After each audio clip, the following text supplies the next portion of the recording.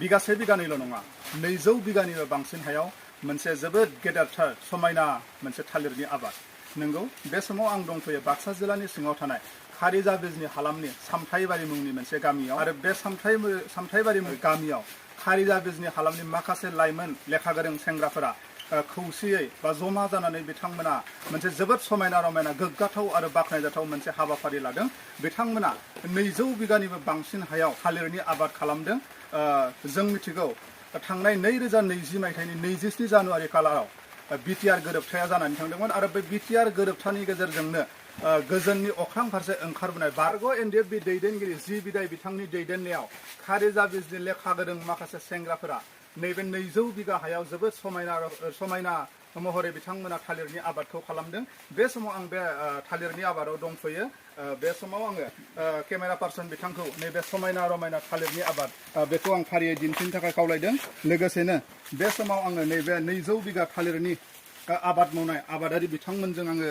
माखासे बे आबादनि सोमोन्दै माखासे बाथ्राखौ मिथिनो नाजागोन बे समाव आं केमेरा पार्सन बिथांखौ बिथांमोना थालिरनि आबाद मावनाय जा आबादारिफोर बिथांमोना बे समाव खामानि मावबाय थानायखौ नुनो मोनदों केमेरा पार्सन बिथांखौ आङो बिथांमोननि बे खामानि मावनायखौ दिन्थिनो थाखाय खावलायदों लोगोसेनो बे समाव आङो नैबे 200 बिगा हायाव आबाद मावनाय थालिर आबाद मावनाय आबादारि बिथांमोनजों आङो बे समाव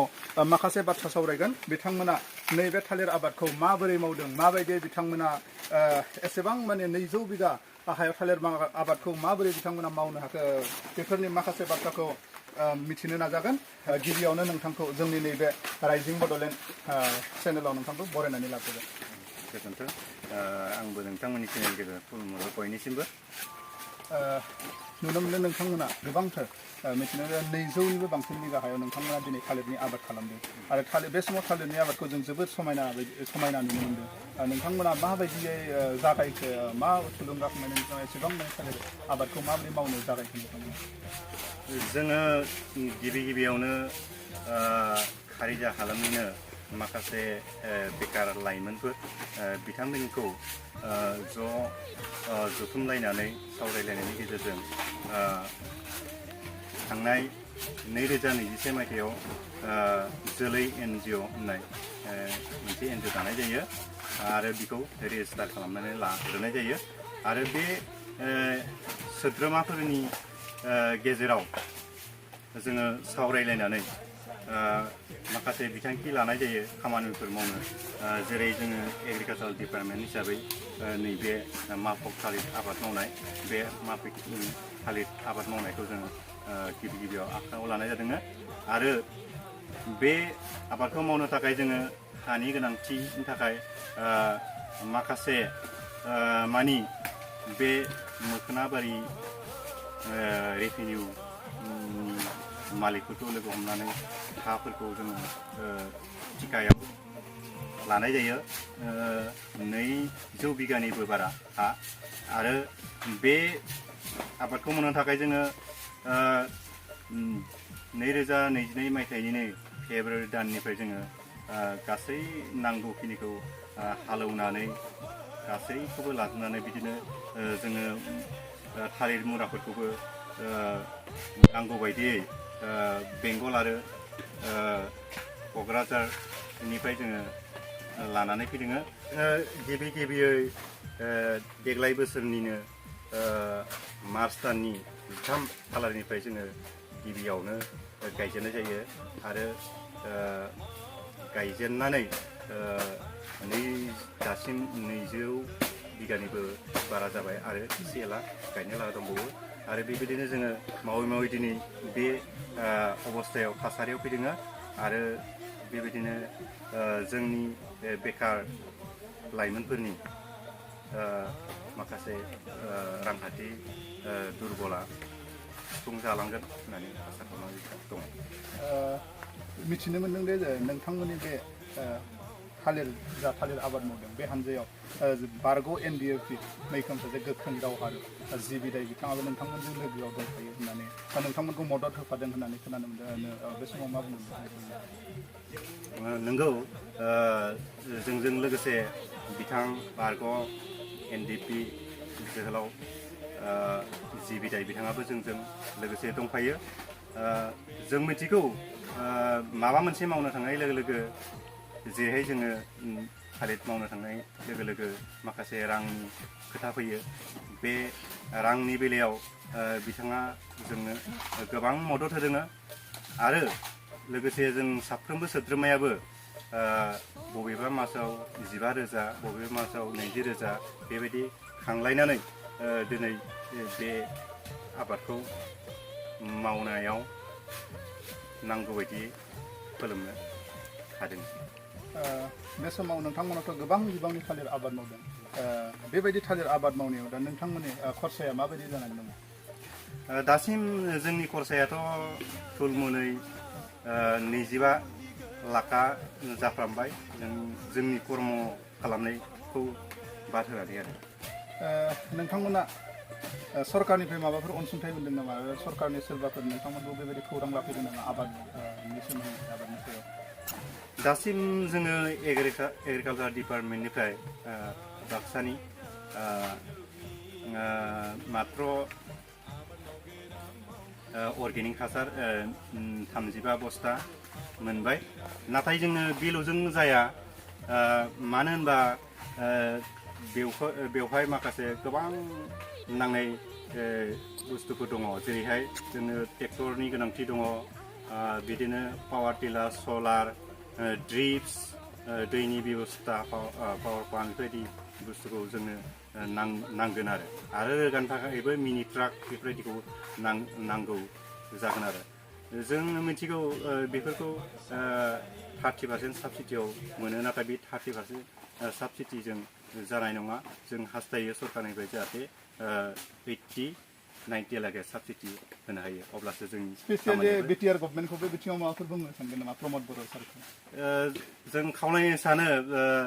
जाहाथे एग्रिकालचार डिपार्टमेन्टनिफ्राय आरो बिटिआरनि चिफ सारा जाहाथे जोंखौ बै जोंनो नांगौ आगजुफोरखौ जाहाथे होनो हायो बेखौ खावलायहरबाय। गोजोननाय थाबाय नोंथांनिसिम बिथांमोना फोरमायबाय गावसोरनि जा थालिरनि आबाद मावनाय बिनि सोमोन्दै जोंनि सिगाङाव फोरमायबाय बिथांमोना गाव गावनो गोबां रांखावरि खरसा खालामनानै लोगोसेनो बारग' NDFB गोख्रों सासे जोहोलाव जि बिदाय बिथांनि माखासे रांखान्थियारि मदद आरो थुलुंगाजों बिथांमोना नैबे 200 बिगानिबो बांसिन थालिर आबादखौ बिथांमोना मावनो सिगांदों आरो बे समाव बिथांमोना सरकारनिफ्रायबो माखासे अनसुंथाइखौ मोननो हास्थायदों बेबायदि लाइमोन सेंग्राफोरनि माखासे बे थुलुंगाखांथाव आरो गोग्गाथाव माखासे हाबाफारिखौ थारैनो सरकारनि बिथिंनिफ्राय मदद होयोब्ला जोबोद मोजां जायो। बे समाव आङो सासेबाव आबादारि बिथांनि खाथियाव थांगोन आरो आबादनि सोमोन्दै बिथांनिफ्रायबो जों माखासे बिथिंनि बाथ्राफोरखौ मिथिनो नाजागोन। गिबियावनो नोंथांखौ जोंनि बे राइजिं चेनेलाव बरायनानै लाबोबाय। खुलुमनाय थाबाय नोंथांनिसिम। नोंथांमोना नुनो मोनदों जोङो नोंथांमोना गोबांथार थालिरनि आबाद मावदों दा बे थालिरनि आबाद मावनायाव नोंथांमोना माबायदि आदबै नोंथांमोना बे थालिरनि आबादखौ मावगासिनो दङ? औ जोङो दा बे बेलायाव आं बेखौनो बुंनो सानो जे जों मावनायाथ' मावबायानो थालिर आबादखौ जों दिनै बे अबस्थासिम दैखांफैबाय बे बेलायाव जोङो आदब होनोब्लाथ' जोङो जोंहा बेवहाय रावबो माने सोरबा जे बहाबा रोंगौथि लाहैनाय बा फोरोंथाइ लाहैदों बे नङा जों साखाथि फाखाथि जायब्ला मावनानै दङ बिथांमोननिफ्राय एसे एला सुबुरन लानानै बेबायदिनो जोङो जोंनि गोसो बायदिनो मावनाय जादों।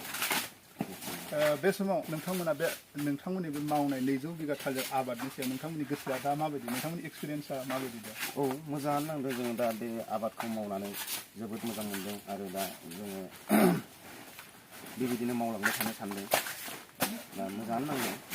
बे आबादखौ मावनानै दा जों जाफुंनायनि लामायाव। नोंथांमोना गोबां थुलुंगाखांनायजों नैबे 200 बिगा एसेबां माने बुरजा हाखौ नोंथांमोना थालिर आबाद मावदों गोबां रांखान्थि खरसा खालामदों नुनो मोनो गोबां लाइमोन सेंग्रा सिख्लाफोरा